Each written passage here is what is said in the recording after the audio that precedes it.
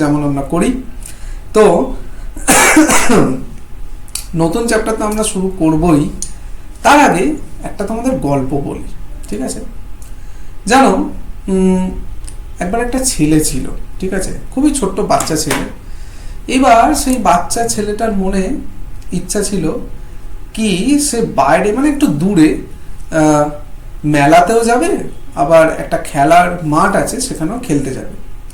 কিন্তু দুর্ভাগ্যের বিষয় এটা শর্ট ডিস্টেন্স বা ছোট দূরত্বে নয়, তাকে যেতে গেলে ট্রেনে করে যেতে হবে।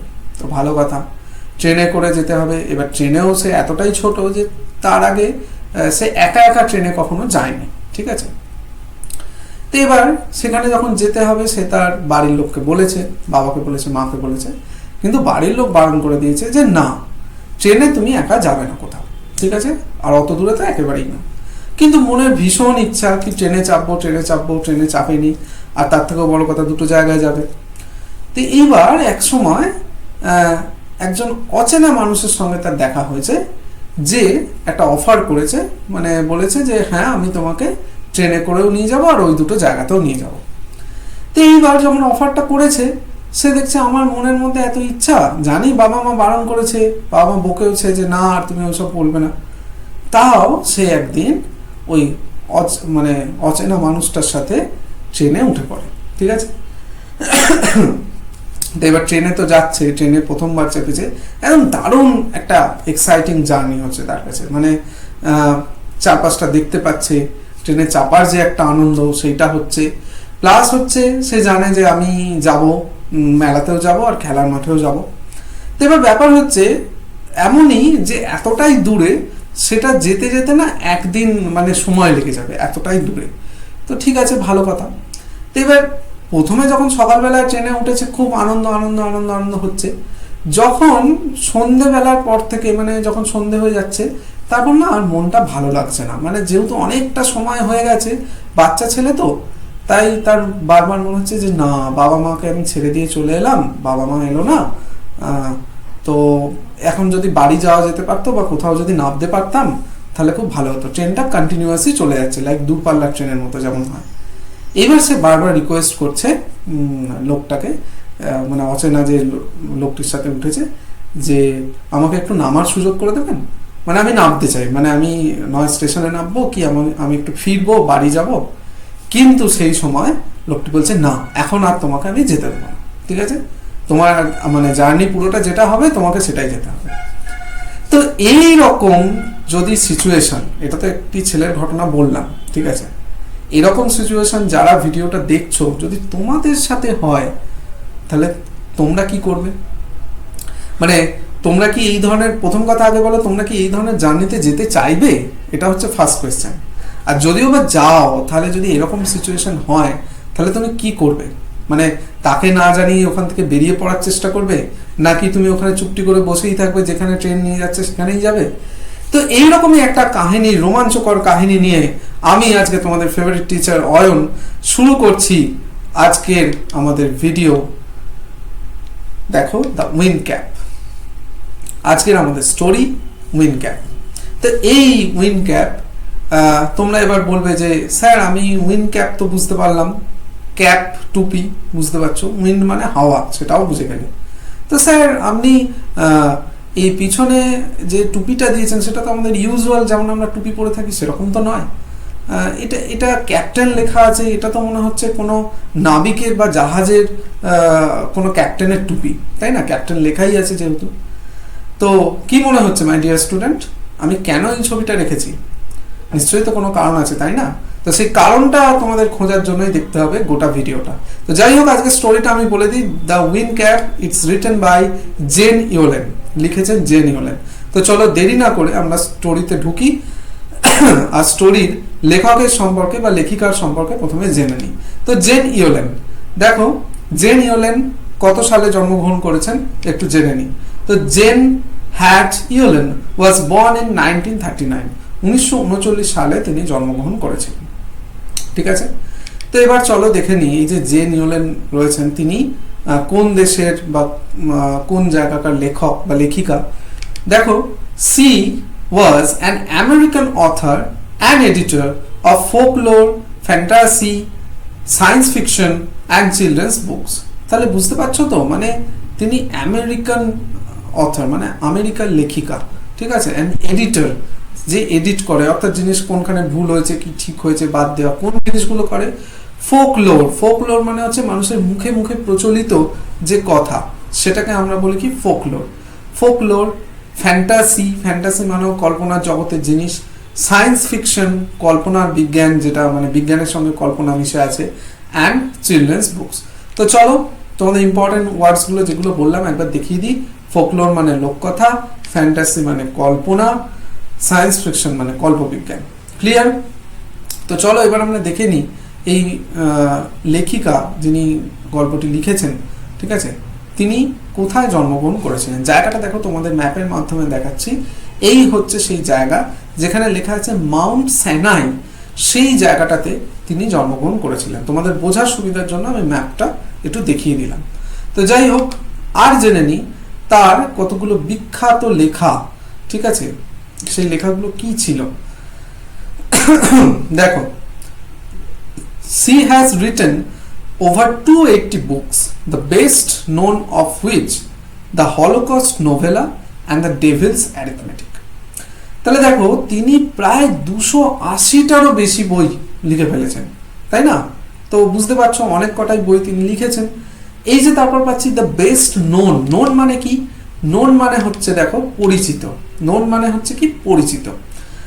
তো কি জিনিসের জন্য তিনি খুব ফেমাস, পরিচিত? এই যে তলায় তার দুটো যে আমাদের holocaust novella and the devil's arithmetic আছে, তার দুটো ছবি তোমাদের দেখিয়ে দিচ্ছি। তো দেখো, এই যে ব্যারাকস অফ দ্য হলোকস্ট, এইরকমই বইটার কভার পেজ, অ্যান্ড জেন ইউলেনের দ্য ডেভিলস অ্যারিথমেটিক। তো আশা করছি বুঝতে পারছো তার দুটো ফেমাস ওয়ার্ক। তো চলো আমরা দেখি যে তার সম্পর্কে তো আমরা জানতে পারলাম। তো আমাদের এই যে প্রেজেন্ট টেক্সটটা আমরা যেটা পড়তে ঢুকছি, সেই প্রেজেন্ট টেক্সটটা আসলে কি সেটা একটু দেখি। বলছে the present text is an edited version of a popular story of the same name. অর্থাৎ যে নেমটা তোমাদের দেখালাম, দ্য উইন ক্যাপ, তার মানে অনেক সময় কি হয় যে তোমাদের টেক্সট বুকে দেওয়ার জন্য অন্য নাম প্রকাশ করা হয়, বা নামটাকে চেঞ্জ করা যেতে পারে অ্যাকর্ডিং টু দ্য লাইনস, ঠিক আছে। কিন্তু এটা মাই ডিয়ার স্টুডেন্ট এক্স্যাক্ট সেই নামটাই যেটা লেখিকা লিখেছেন। তার মানে অলমোস্ট কিছু জিনিস হয়তো এডিট হয়েছে, বাকি কিন্তু তোমরা ধরেই নাও যে আসল গল্প। তো এই যে এডিটেড, এডিটেড এর মানে কি? এডিটেড মানে হচ্ছে সম্পাদিত, যেটা জিনিস সম্পাদনা করা হয়েছে। তো দেখো, এই স্টোরিটা যেটা আমরা পড়তে যাচ্ছি, তাহলে স্টোরিটা কি বিষয় বা কি জিনিস আমরা শিখতে পারবো একটু আগে বলে দিই। দেখো, through this story the readers can learn that human beings can have several desires, ঠিক আছে, যে আমাদের মানুষদের কি রয়েছে, বেশ কিছু ইচ্ছা রয়েছে। চলো আগে পড়ে দিচ্ছি, তারপর বলছি which they want to fulfill, but they must think about the importance, viability, consequences and affordability of the desirable facts. Besides one's own wisdom, one should hear such opinions which are recommended by one's well-wisher. Swiftness often may cause detrimental consequence. তাহলে এই যে গল্পটা আমরা পড়তে যাচ্ছি, বা যে কাহিনী দিয়ে আমি তোমাদের কাহিনী দিয়ে যেটা শুরু করেছি, সেটা হচ্ছে কি, যে মানুষের মনের মধ্যে ইচ্ছা আছে, আমার মনের মধ্যে ইচ্ছা আছে, তোমার মনের মধ্যে ইচ্ছা আছে, কিন্তু এবার ইচ্ছেটাকে আমাকে দেখতে হবে। মানে আমি এক্ষুনি চাইছি কি আমি এক্ষুনি চাঁদে পা রাখবো, এরকম একটা ইচ্ছা করে বসলাম। এবার ইচ্ছা তো করে বসলাম, তার জন্য এমন কিছু ধরো করে ফেললাম যেটার জন্য আমার নিজের ক্ষতি হলো বা আমার আশপাশে থাকা কারোর ক্ষতি হলো। তো সেটা অবশ্যই করাটা ঠিক নয়। তো এই ধরনের ইচ্ছা পূরণ করার আগে দেখতে হবে যে ইচ্ছেটা কি সঠিক, মানে পূরণ করা কি সত্যি যায়, আমার কি সেই ক্ষমতা আছে, সেটা একটা বিষয়। আর দ্বিতীয় কথা, কোনো কিছু ইচ্ছা পূরণ করার আগে আমরা যদি সেই ইচ্ছেটাকে না জানি, তাহলে আমরা 4-5 জনকে জিজ্ঞেস করবো, আমাদের বড়দেরকে জিজ্ঞেস করবো, সব থেকে বড় কথা বড়দের অ্যাডভাইস নেবো। তো সেইটাই, তাদের ওপিনিয়ন্স, তাদের মতামত নিয়েও চলবো। আর লাস্ট লাইনে যেটা আমি বললাম বারবার, যে swiftness often may cause detrimental consequence. তাহলে বেশি যদি খুব তাড়াহুড়ো করি, তাহলে কিন্তু হিতে বিপরীত হতে পারে, মানে তোমার ক্ষতিও কিছু হয়ে যেতে পারে। তো বি কেয়ারফুল। এই মেসেজ নিয়ে, অর্থাৎ এই স্টোরি নিয়েই আমরা আজকের মানে স্টোরির থিম নিয়েই আমরা স্টোরিটা শুরু করব। তো চলো দেখি ইউনিট 1। ইউনিট 1-এ দেখো, তোমাদের জন্য আগে ছবিটা ইচ্ছা করে দিয়েছি যাতে তোমাদের মনে একটা কৌতূহল তৈরি হয়। তো দেখো, there was once a lad who wanted to be sailor. আশা করছি বুঝতে পারছো ছবিটা কেন। But his mother would not let him go to the sea. তার মিনিংটা আমি বলছি, আগে পড়ে নি। Child, what do you know of sailing? She would say. You are a farmer's son. You know the turn of the seasons and smell of the soil, but you do not know the sea. তাহলে কি বলছে? There was once a lad, একটা সময় একটা ছেলে ছিল, who wanted to be a sailor, যে নাবিক হতে চাইতো। এই যে ছোট ইয়াং আর কি, ইয়াং সেলার যাকে বলে, ইয়াং নাবিক। But his mother would not let him go to the sea, কিন্তু তার মা কিছুতেই তাকে যেতে দিত না, বারণ করতো, বকতো যে না তুমি সমুদ্রে যাবে না। ঠিক আছে, কি রকম বলেছিল? Child, what do you know about sailing? বলছে বাবু তুমি ওই সমুদ্র যাত্রা করার ব্যাপারে কি বা জানো? তুমি কি সমুদ্রে জানো কি কি হয়? সমুদ্রের ব্যাপারে তো কিছুই জানো না। সে would say, you are farmer son, তুমি তো চাষির ছেলে। ঠিক আছে, মানে চাষি পরিবারের আর কি ছেলে। You know the turn of the seasons, ঋতু পরিবর্তনের সাথে সাথে কিরকম কি চেঞ্জেস হয় তুমি সেগুলো জানো, তাই না? ঋতু কখন পরিবর্তন হচ্ছে, কি ফসল হবে না হবে। দ্য স্মেল অফ সয়েল, তুমি মাটির গন্ধ জানো। ঠিক আছে, কোন মাটি কিরকম, কতটা উর্বর, ফার্টাইল, এগুলো তুমি জানো। But you do not know the sea, তুমি তো জানো না সমুদ্র কিরকম, তাই না? তো তার মা যেহেতু গুরুজন, বোঝেন, বেশি অভিজ্ঞতা, তো অবশ্যই তার ছেলেকে বারণ করছে যে না তুমি যখন জানো না তাহলে তুমি কেন যেতে চাইছো, ইত্যাদি ইত্যাদি। তো তাহলে দেখো এখান থেকে ইম্পর্টেন্ট ওয়ার্ডস কি পেলাম? ইম্পর্টেন্ট ওয়ার্ডস পেলাম হচ্ছে ওয়ান্স। ওয়ান্স মানে হচ্ছে একবার, ঠিক আছে, মানে এক সময়। আর কি আর একটা জিনিস দেখো, ল্যাড। ল্যাড মানে কি হচ্ছে ছেলে, ঠিক আছে। আর ইম্পর্টেন্ট ওয়ার্ড সেলার। সেলার মানে হচ্ছে নাবিক। আর এখানে আছে লেট। লেট মানে কি অনুমতি দেওয়া, অর্থাৎ মা তাকে অনুমতি দিচ্ছিল, সেই অনুমতি আর কি। আর রয়েছে ফার্মার। ফার্মার মানে কি চাষি। তো দেখো ইম্পর্টেন্ট ওয়ার্ডসগুলো তোমাদের বলে দিলাম। তো চলো এবার তোমাদের দেখাই যে তার মা যেহেতু বলছে তুমি চাষি পরিবারের ছেলে, তো চাষিরা কোন জায়গায় কাজ করে, কি রকম ব্যাপার, কোনখানে মানে তাদের জীবনযাপনটা কোন মানে পরিবেশের উপর বেস করে হয়। তো দেখো এরকম তোমরা এই জিনিস মানে দেখেছো তোমাদের আশপাশে, কার্টুনসেও দেখেছো, নানান জায়গায় দেখেছো। তো চলো আমাদের গল্পে কি বলছে আমরা ফিরে যাই। Now the boy whose name was John had always obeyed his mother, so he went about his farm work with a heavy heart but did not again mention the sea. তাহলে আমার কি দাঁড়ালো? বলছে এখন ছেলেটা হুজ নেম ওয়াজ জন, যার নাম ছিল জন, তাহলে পরীক্ষায় প্রশ্ন দেবে যে ছেলেটির নাম কি ছিল, জন। বলছে had always obeyed his mother, সে কি করবে, সে তার মায়ের কথা মেনে চলে, ঠিক আছে, মায়ের কথা শোনে। So he went about his farm work, সে কোথায় চলে গেল, তার ফার্মের ওয়ার্কে। ফার্মের ছবি দেখতে পাচ্ছ, খামার বাড়ি বা চাষের যেখানে কাজ হয়।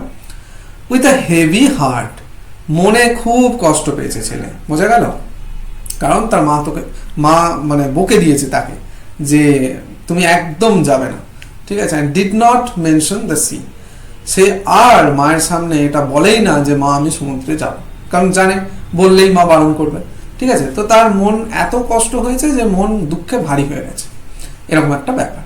তো দেখো এখান থেকে ইম্পর্টেন্ট ওয়ার্ডস কি, ওবেড। ওবেড মানে কি মেনে চলা, মান্য করা। ফার্ম, ফার্ম মানে কি খামার। আর দেখো হেভি, হেভি মানে কি গুরুভার।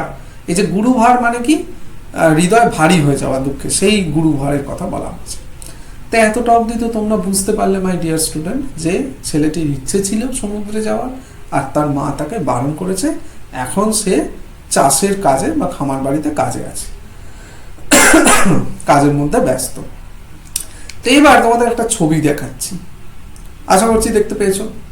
আচ্ছা হঠাৎ করে টার্টলের ছবি কেন? ছিল তো খামার বাড়ি আর সমুদ্র, তাহলে এই টার্টলের প্রসঙ্গটা কি করে এলো? তো চলো দেখে নাও পরের লাইনগুলো। দেখো, one day he had been walking behind the plough, ঠিক আছে, হি all but ran over a tiny green turtle on a clod of dirt. He picked the turtle up and set on his head where he knew it would be safe. তাহলে কি হয়েছে? যখন সে একদিন ওই যে one day, একদিন যখন he had been walking behind the plough. Plough মানে হচ্ছে কি ওই যে ক্ষেত জমি বা যেখানে কাজ করতে তার ঠিক পিছনের দিকে একটুখানি।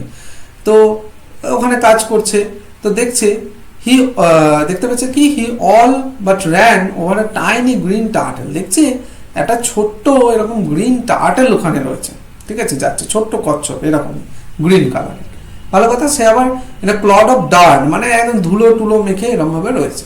হি পিকড আপ দ্য টার্টেল, টার্টেলটাকে তাহলে তুললো, and set on his head, মাথার মধ্যে আর কি বসিয়ে দিল, নিজের মাথার মধ্যে, ঠিক আছে, রাখলো।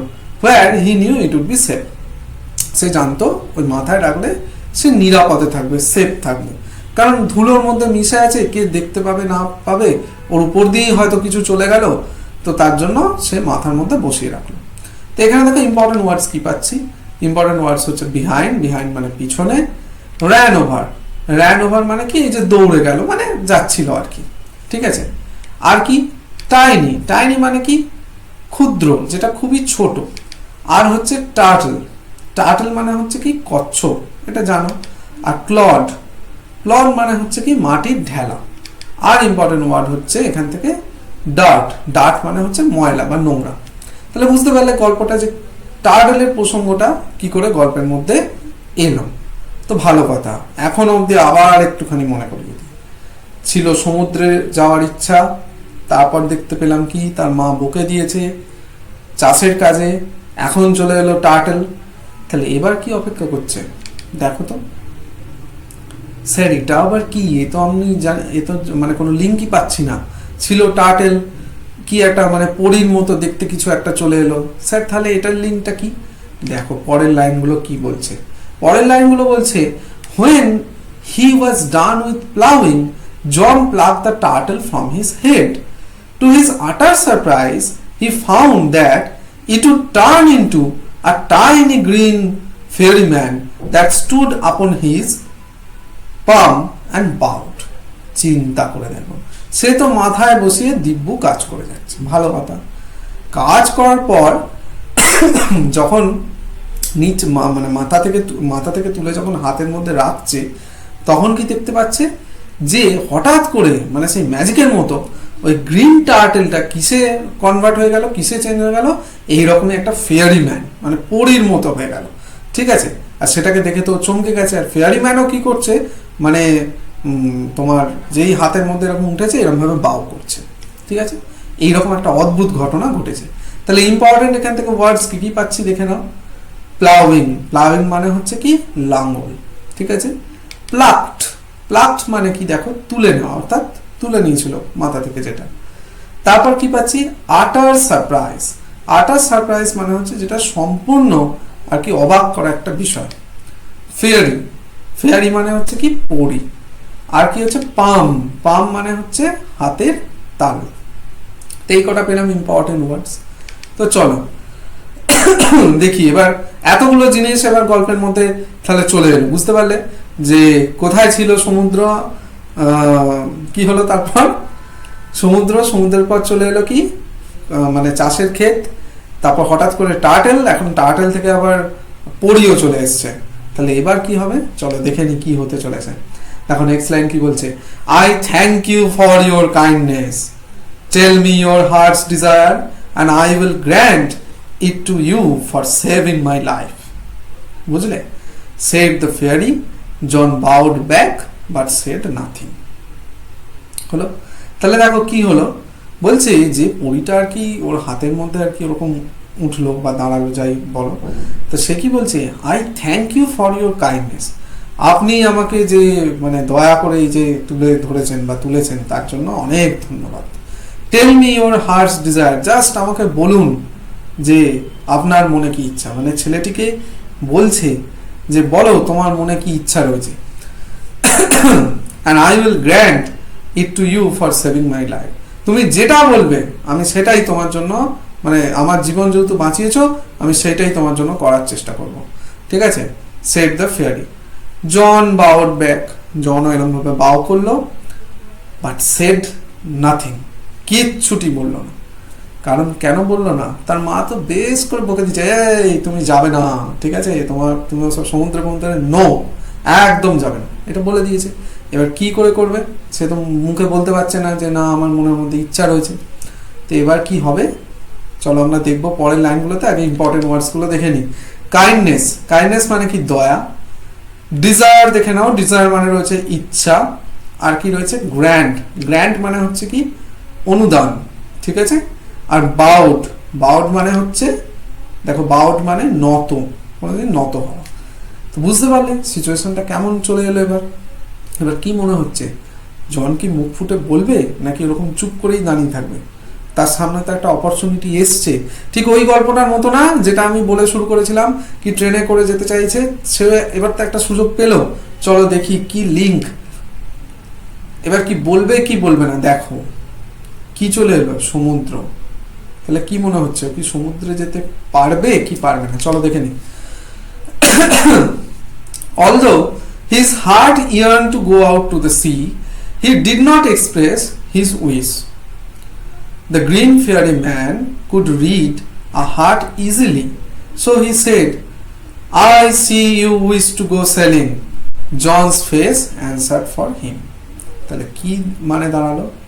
Although his heart yearned to go out to the sea, যদিও তার মনটা তো বেশ চাইছে, ইস যদি আমি যেতে পারতাম সমুদ্রে, একটা এরকম ব্যাপার। He did not express his wish, কিন্তু মুখে তো বলবে না, এক্সপ্রেস করছে না, প্রকাশ করছে না। The green fairy man could read the heart easily, কিন্তু ওই ছোট্ট যে পরী যে আর কি উঠে দাঁড়িয়েছে, সে হৃদয়টা ঠিক পড়ে নিতে পারতো, যে ওর হৃদয়ের ভিতর কি চলছে ছেলেটার। সে কি বললো, I see you wish to go sailing, আমি তো দেখতে পাচ্ছি তুমি তো যেতে চাইছো সমুদ্রে, তাই না? John's face answered for him. দেখবে তোমাদের জীবনের সাথেও হয় না এরকম, এই যে জনের আর কি মুখে ফুটে উঠেছে যে হ্যাঁ আমিও সমুদ্রে যেতে চাই। ধরো তোমার মনের মধ্যে খুব ইচ্ছা রয়েছে কোনো একটা জিনিস তুমি খেতে চাইছো, ঠিক আছে, বা কোনো একটা গেম, ভিডিও গেম হোক, মানে তুমি খুব চাইছো কিন্তু মুখ ফুটে বলতে পারছো না, ভয়ে হোক বা যে কোনো কারণে হোক। হঠাৎ করে তোমার পেরেন্টস যদি এসে তোমাকে বলে যে চলো দেখো এটা তোমার জন্য আমি এনেছি খাবারটা, বা এই নাও তোমার জন্য ভিডিও গেম, তোমার তখন মুখটা কিরকম হবে? মনে হবে না যে আমি তো এতক্ষণ ধরে এটাই চাইছিলাম, লাইক দ্যাট, এইরকম একটা এক্সপ্রেশন ওর মুখের মধ্যে আসছে। তো এখানে ইম্পর্টেন্ট ওয়ার্ডস দেখে নাও কি ইম্পর্টেন্ট ওয়ার্ডস হচ্ছে অলদো, যদিও, ইফ মানে হচ্ছে যদি, অলদো হচ্ছে যদিও। আর দেখে নাও ইয়ার্ন, ইয়ার্ন মানে হচ্ছে আকুল, মানে ভিতরের একদম যে মানে কি বলবো মনের ভিতরের গভীর যে ইচ্ছা সেইটা। এক্সপ্রেস, এক্সপ্রেস মানে হচ্ছে কি প্রকাশ করা, তাহলে প্রকাশ, কোনো কিছু প্রকাশ করছে সেটা বলা। তো এতটা অবধি আমরা কি জানতে পারলাম যে পড়ি কিন্তু ভিতরে ভিতরে জেনে নিল যে মনের কি ইচ্ছাকাঙ্ক্ষা হৃদয় পড়তে পারে। তো চলো এতক্ষণ অবধি যেটুকু হলো গল্পের পোর্শন, তাহলে এবার কি মনে হচ্ছে কি হবে? সে তো শুধু মনটুকুই পড়তে পেরেছে, তাহলে আলটিমেটলি জন কি যেতে পারবে কি পারবে না সেটা তো অবশ্যই আমরা জানবো। কিন্তু তোমরা খেয়াল করতে পারোনি এতক্ষণে আমরা শেষ করে ফেলেছি কি ইউনিট 1, তো সেটার জন্য অপেক্ষা করতে হবে ইউনিট 2-তে। আপাতত তোমাদেরকে করাবো হচ্ছে এক্সারসাইজ, কারণ exercise very very important for examination. তো দেখে নাও অ্যাক্টিভিটি 1, অ্যাক্টিভিটি 1-এ রয়েছে, দেখে নাও টিক দ্য কারেক্ট অল্টারনেটিভ, ঠিক আছে। দেখো কি রয়েছে, দেখো এবার জনের লাইফ কিরম ভাবে চেঞ্জ হবে নাকি হবে না, ও কি সমুদ্রে যেতে পারবে কি পারবে না, সেগুলো নিয়ে আছে আমাদের ইউনিট 2। তোমরা খেয়াল করেছো কিনা জানি না, আমরা শেষ করে ফেলেছি কি ইউনিট 1। তাই অ্যাজ ইউজুয়াল যখন ইউনিট 1 আমরা শেষ করে ফেলেছি, তাহলে চলো দেখে নিই এর অ্যাক্টিভিটি। আমরা অবশ্যই ইউনিট 2টাতে জানবো যে জনের সাথে কি হচ্ছে। দেখো আমরা আগে করে নিই অ্যাক্টিভিটি।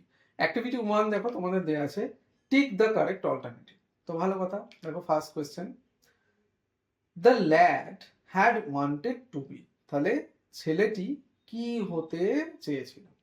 দেখো অপশন এ দিচ্ছে ডক্টর, অপশন বি দিচ্ছে স্পোর্টসম্যান, অপশন সি সেলার। তাহলে তোমরাই বলো কি হতে চেয়েছিল, গল্পটা কি নিয়ে, তোমরা আশা করছি বুঝতে পারছো। তাহলে কারেক্ট অ্যান্সার কি হবে? Option C sailor. চলো next question, mother told the lad that he knew the smell of the, তাহলে মাদার বলেছিল কি যে তুমি কিসের স্মেল বা কিসের গন্ধ জানো? Option A soil, option B food, option C flower, কোনটা হবে তোমরাই বলো। অবভিয়াসলি, কারণ সেই চাষি ফ্যামিলিরই ছেলে, তো তার মা বলেই দিয়েছে কি তুমি কিসের স্মেল জানতে পারবে? সয়েল। তাহলে অপশন এ হবে কারেক্ট অ্যান্সার। চলো next, John put the turtle on his, তাহলে জন টার্টেলটা কোথায় রেখেছিল? অপশন এ দিয়েছে দেখো ব্যাক, অপশন বি দিয়েছে হেড, অপশন সি হ্যান্ড। তো কোথায় রেখেছিল? অবভিয়াসলি রেখেছিল হেডে। চলো নেক্সট, নেক্সট হচ্ছে the fairy man wanted to know John's, তাহলে ওই যে পরি যে আর কি ওর টার্টেলটা কনভার্ট হয়েছে পরি হয়ে গেল, সে জনের কি জিনিস আর কি জানতে চেয়েছিল? কি জানতে চেয়েছিল? এজ, তোমার বয়স কত? নেম, নাম জানতে চেয়েছিল? নাকি হার্টস ডিজায়ার, মনের ইচ্ছেটা জানতে চেয়েছিল? কি জানতে চেয়েছিল? অবভিয়াসলি অপশন সি হচ্ছে হার্টস ডিজায়ার। তাহলে কারেক্ট অপশনস গুলো আশা করি তোমরা দেখে নিবে, এরপর তোমরা পারবে। চলো নেক্সট আছে অ্যাক্টিভিটি 2 তে। অ্যাক্টিভিটি 2 তে দেখে নাও, rearrange the following sentences in the correct order and put numbers in the given boxes. তাহলে কি তোমাদের কতগুলো সেন্টেন্স দেওয়া রয়েছে বইয়ের মধ্যে, যেগুলোকে কারেক্ট অর্ডারে সাজাতে হবে, মানে কোনটা প্রথমে হবে তারপরে কোনটা হবে এরকম আর কি রিঅ্যারেঞ্জ করতে হবে। তো আমি তোমাদের জন্য নাম্বারিং গুলোকে লিখে দিয়েছি যাতে তোমাদের সুবিধা হয়। দেখো ওয়ানে যে সেন্টেন্সটা দেওয়া আছে জন মেট টাইনি গ্রিন টার্টল, এই সেন্টেন্সটা ওয়ানে যাবে, ঠিক আছে। নাম্বার 2 তে আসবে mother said John was A farmers San. Number 3 তে আসবে the turtle changed to the tiny green fairy man. তাহলে এই যে তিনটে কোয়েশ্চেন তোমাদের পরপর এরকম এসছে, তোমাদের বইয়েতেও এরকম দেয়া আছে, এইভাবেই আমরা সেট করেছি। তো এই যে তিনটে সেন্টেন্স তোমার এসছে, তাহলে প্রপার নাম্বারিং গুলো কি হবে এবার একটুখানি দেখে নাও, কারণ এগুলো তো এলোমেলো ভাবে দেওয়া আছে। তো দেখো প্রথমেরটা হবে হচ্ছে 2 নম্বর সেন্টেন্স, মানে এটা ফার্স্ট সেন্টেন্স নয়, সেকেন্ডে আসবে। ফার্স্ট সেন্টেন্সটা হচ্ছে পরেরটা, মানে mother said John was a farmer son, এইটা হচ্ছে চাষির ছেলে, এটা প্রথম সেন্টেন্সে আসবে। নেক্সট হচ্ছে পরের নাম্বারিংটা হবে, মানে 3 তে যেটা দেওয়া আছে সেটা 4 নম্বরে সাজাবে তোমরা 4 এ। তারপর দেখো আগে সেন্টেন্স গুলো দেখে নি। John plucked the turtle from his head, এটা দেওয়া আছে। এখানে দেওয়া আছে নেক্সটে John did not express his wish, আর তারপর একটা দেওয়া আছে জন বাউড ব্যাক, এই দেওয়া আছে। তো এটা প্রথমে মানে 4 নম্বরে যেটা আছে সেটা 3 নাম্বার সেন্টেন্স হবে, ঠিক আছে। 5 এ যেটা দেওয়া আছে সেটা অ্যাকচুয়ালি যাবে হচ্ছে 6 এ, 6 নাম্বার সেন্টেন্সে যাবে। আর 6 নাম্বারের সেন্টেন্স যেটা দেওয়া রয়েছে জন বাউড ব্যাক, এটা যাবে 5 এ। তো এই সিকোয়েন্স অনুযায়ী তোমরা যদি সাজাও তবে তোমরা গল্পটার মানে একটা লিঙ্ক, মানে পরপর কিরকম ইভেন্টস গুলো হলো দেখতে পাবে। তো চলো এবার গেলাম অ্যাক্টিভিটি 3 তে। অ্যাক্টিভিটি 3 তে দেখে নাও কি আছে, answer the following question. Question দেওয়া আছে, তার অ্যান্সার দিতে হবে। কোয়েশ্চেনটা দেখে নিই। What do you think that John thought that the turtle would be safe on his head. তাহলে হোয়াই ডু ইউ থিঙ্ক, তুমি কেন মনে করো যে জন যেটা ভেবেছিল টার্টেলটা মাথায় রাখলেই সেফ থাকবে, কেন এটা তোমার কি মনে হচ্ছে জন এটা কেন ভেবেছিল, এইটাই বলতে চাইছে। তো দেখো অ্যান্সারটা, John thought that the turtle would be safe on his head because the turtle lied on the clod. ওর তো মাটির মধ্যে পড়েছিল, and he almost ran over it. If it would be on the plowing field, any time it might be smashed. তাহলে জন এটাই ভেবেছে যে টার্টেলটা তো পড়ে আছে মাটির উপরে, তো এটা যদি পড়ে থাকে তাহলে যে কোনো সময় যে কোনো কিছু ওর উপর দিয়ে চলে যেতে পারে, তাই না? সুতরাং ওটাকে মাথার উপর রাখাটাই সেফ বলে মনে করেছে। তো এইভাবে আমরা শেষ করে ফেললাম কি আমাদের দ্য উইন্ড ক্যাপের ইউনিট 1 এবং তার সাথে অ্যাক্টিভিটি।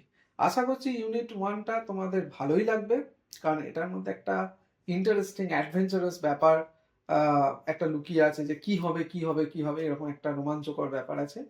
তো আমরা আসবো ইউনিট 2 নিয়ে খুব শিগগিরই। তো ততক্ষণ অবধি বাই।